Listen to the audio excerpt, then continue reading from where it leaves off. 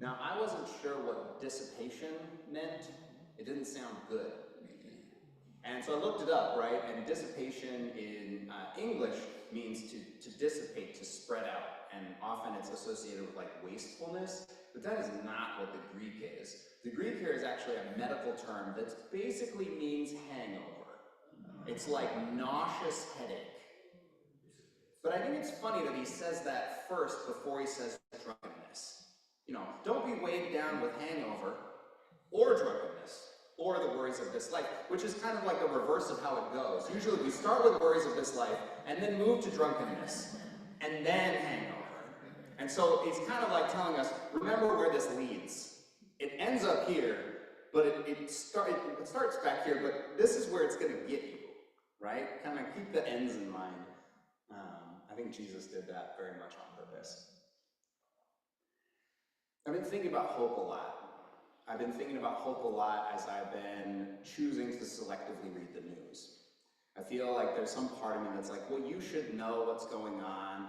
I at least don't want to be surprised coming in here in the morning and then finding out that some, unfortunately inevitable, completely preventable tragedy has happened and I wasn't prepared to give us a space to grieve or mourn that. And I know a lot of people are choosing to abstain from consuming the news, choosing to abstain from learning about something they're not going to interact with, they're not going to move on. And my encouragement to you last week was to really think about who can you follow, who is engaged in the work, and how are you following their input, their vision, their understanding of what's happening so that you can be part of moving the needle. But I realized that I think that so often the reason we don't want to consume this information is that it threatens our hope when we see things going down, when we see things getting worse, when we see ceasefires ending. Oh my God, did you really come here today? I can't even believe you. You need a seat of honor. Get up here. No, you're beautiful. Come on in here. This is Eileen. She lives at Brookdale. She's a delightful human. I'm just embarrassing the hell out of her right now. So glad you're here. It's all good. You're right on time, dear. You're right on time. She gives me a bunch of shit at Brookdale because I try to talk about how we don't need to fight evil. We need to care about the suffering. And she's like, no, there's evil, damn it, and we need to fight it. There's a movie that just came out recently that's all about this theme. How many of you have ever heard of the German pastor dissident Dietrich Bonhoeffer? Well, a biopic just came out about him, and I want to warn you against seeing it, which seems odd, right? Because, he seems like a great hero. He's a pastor in Nazi Germany who's trying to resist Nazism and eventually participates in a plot to assassinate Hitler. And the movie is very, almost congratulatory about this idea of redemptive violence. This idea that what we need to do is we need to fight evil. We need to identify evil and destroy it. But the real Bonhoeffer did not have the triumphalist narrative and rhetoric that is present in that movie. In fact, Bonhoeffer was racked with guilt and anxiety about participating in a plot to murder anyone, even Adolf Hitler. That for his entire life, the whole time that he was participating in this plot, he was so distraught because he firmly believed that the commandments are real and the call to love your enemy was important and necessary, and he was constantly begging for forgiveness for participating in this plot that ultimately didn't come to fruition. He was ultimately assassinated. He was executed, I should say. But the movie is going to tell you a different story. The movie is going to tell you that our job as good people is to eliminate bad people, to kill the enemy, to protect the world through violence, which is exactly the opposite of the message of Christ. And so if you're going to see it, just watch it critically and read something about Bonhoeffer and his actual life. And he wrote quite a bit during this time, and so there's a lot of his thought that's captured. And they chose to make a movie that spoke to a certain demographic of America that wants to believe in redemptive violence and associate it and drape it with that. It's not historic. It's absolutely not historic. They're pieces, right? But that's the great thing about partial truths are always easier to sell. Hope is not a product of circumstances. Hope is a product of conviction.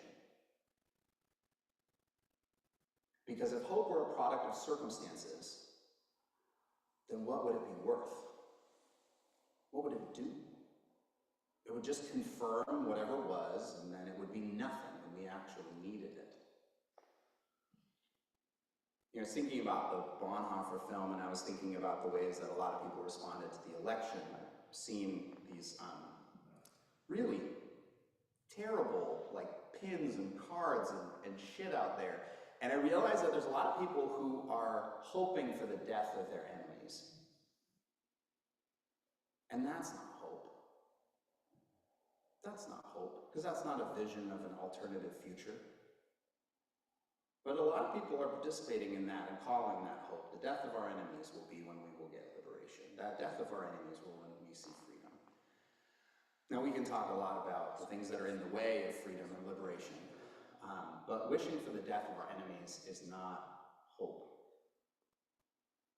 Now, interestingly, wishing for death can be hopeful when people are long suffering, when people are declining, when people are ready to transition and they're holding on. They're holding on because they're afraid. I remember sitting with a woman who was in her 90s who looked at me and pleaded with me to find a way to save her alcoholic daughter, who was a mess, who continued to be a mess and continued to be a danger to herself and others. This woman's grandkids couldn't save. They had had intervention after intervention after intervention, and this woman looked at me and was refusing to die because she thought somehow by staying alive she could save her daughter. And I just remember having to say, beloved, you have to give this to God. You can't. If you could have done it by now, you would have. And I just saw in her face this resignation. It wasn't acceptance, it wasn't comfort, it was this like, shit.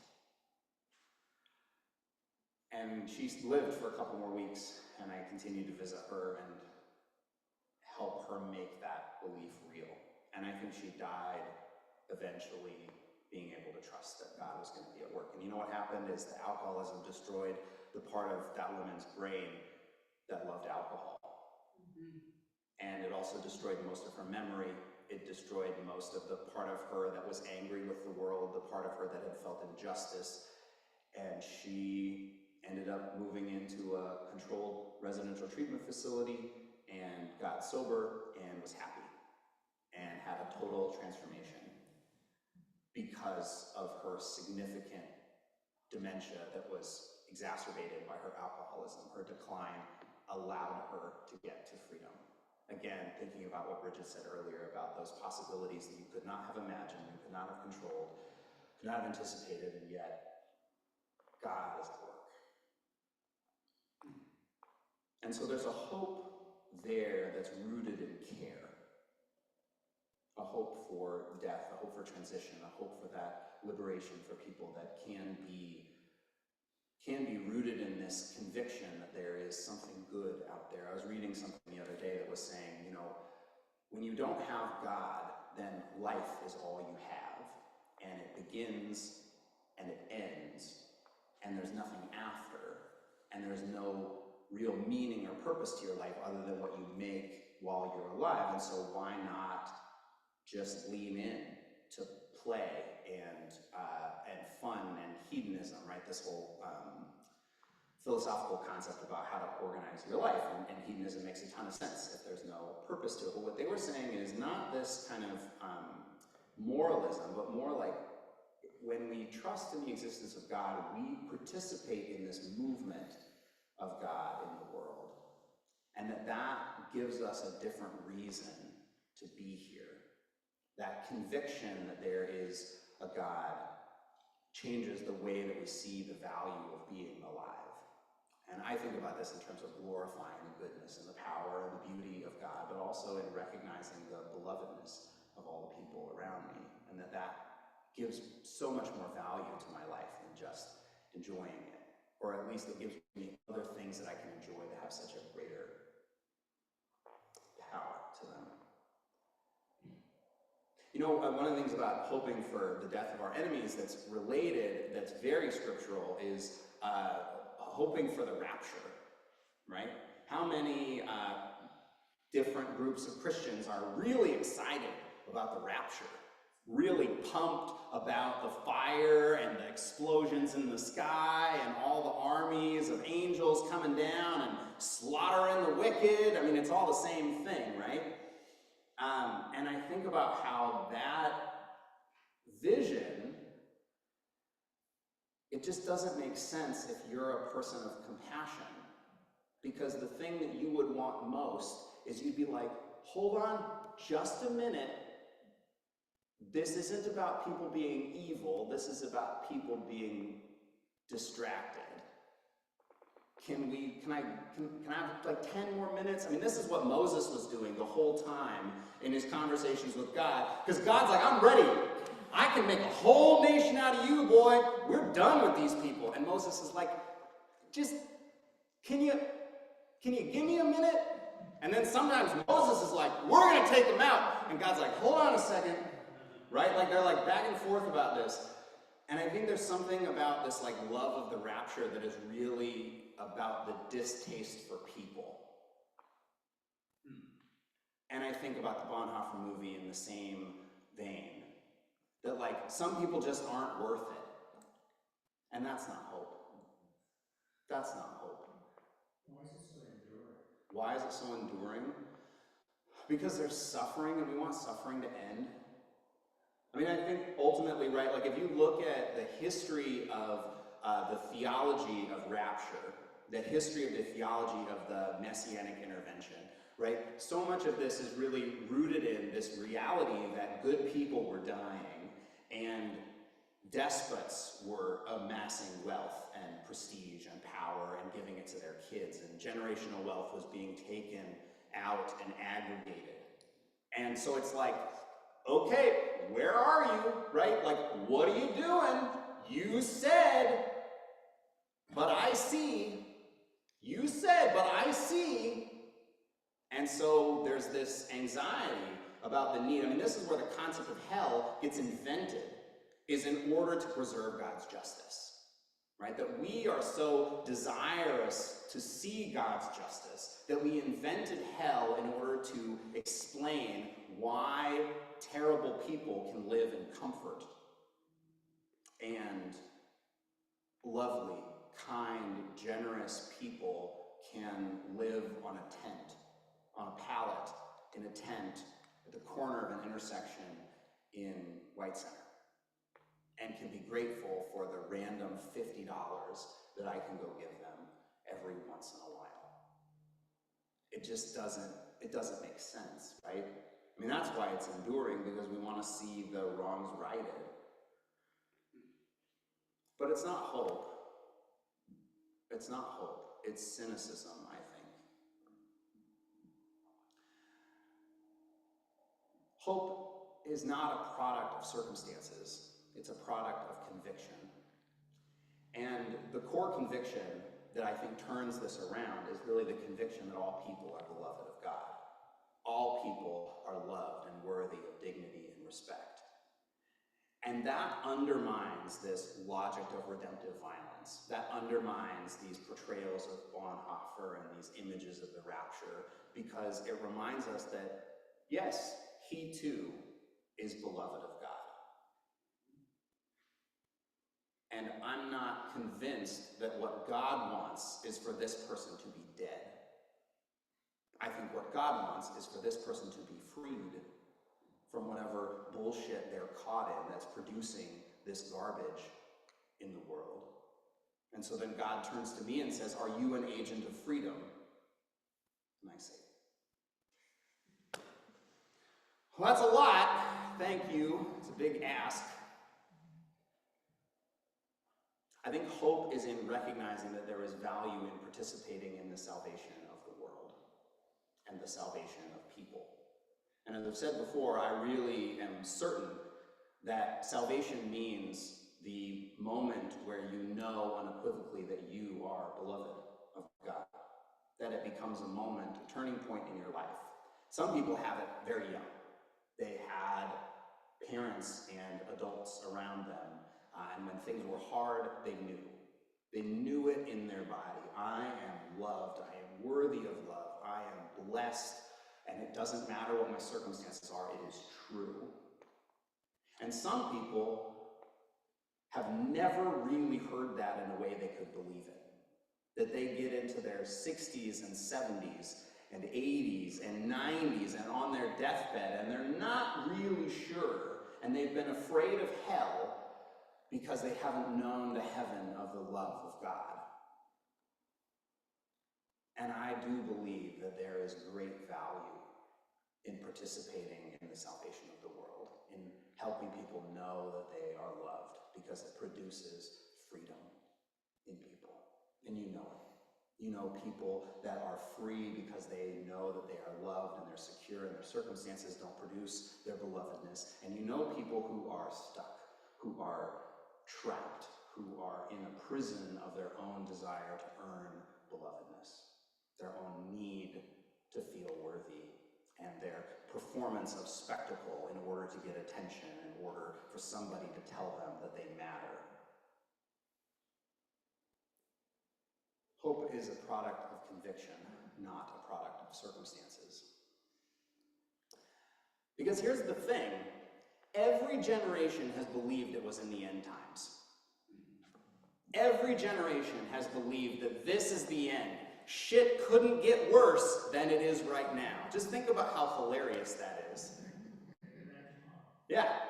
Every single generation has believed this is the end, right? And so it invites us to take with a grain of salt anybody who goes out and proclaims, the end is nigh. Or we could think of it as, well, what are they talking about? Or what are they inviting us to think about? Because this is the thing I think about Jesus, because Jesus does talk about this on a regular basis. Jesus does talk about the coming of the Son of Man. Jesus does talk about the coming of God's kingdom, which is the place where all the wrongs will be righted, the place where all the tears will be dried, the place where the mourning and the crying will be no more, where suffering and death will end. Jesus does talk about this a great deal. So the question is, why is he talking about it? Because the charlatans will tell you that the end is nigh because they want your resources, and they want your allegiance, and they want you to do redemptive violence on their enemies. And Jesus even says earlier in Luke 21, many will come in my name and say, I am he. Do not listen to them. Do not follow them. Well, how will we know? What will be the sorting mechanism where we will decide this is the leadership of the one true God, the Christ of my life, and these are the hucksters and the snake oil salesmen? How will we know? Well, one thing I know is that it's always a mixed bag. No matter how bad it is, no matter how bad the circumstances get, it's always a mixed bag. It's never completely terrible. All of you sitting in the sunshine are testament to that, right? There's always something good in this world. There's always something good in your life. And when you think there isn't, right, it's because the thing that's hurting you is so close to you. That loss, that death, that anticipatory grief, that disappointment, that betrayal. Ooh! It just gets too close and it becomes everything. And so when Jesus entreats his disciples to be people of prayer, what he's inviting them to do is just contextualize and remember that it's always a mixed bag, because we're always experiencing even the worst of circumstances within this creation of God's, which is glorious and beautiful and powerful and healing and amazing and redemptive. And if we think that it's all terrible and somebody's telling us that this is the worst ever, they're probably a snake oil salesman. Because Jesus is going to invite us when things get hard to turn to God. Now, are we praying to make things better? Are we praying to fix the world as if somehow God is going to finally realize that this is bad because we said our prayers? Like, oh, well, if you think it's bad, well, I better get on it, right? Is that our attitude about prayer? Sometimes, right? Sometimes it's really bad, and we just want to be like, could you please, because you said, but I see, could you get on with it? Right? And that's fine. That's totally fine. That's part of the history of our faith, is calling God out, calling God in, calling on God to be God. But what that is that's us saying who God is. That's what that is. That's us saying, I know who you are, and I know what matters to you, and so therefore I need this to happen because this is the embodiment of who you are. Not killing my enemies, not eliminating evil in the world, but healing the suffering, making the abundance of your creation accessible to all people. That's what you're about. You created it abundantly. But here we are in scarcity. I need you in this because something's wrong. Prayer is about just focusing us on God when the world is inviting us to either numb out or freak out. That's what he's talking about. Because those hucksters and those charlatans are inviting us to numb out or freak out. And Jesus is inviting us to focus in on God. Our conviction should absolutely be shaping our vision of the world. And we should always be making space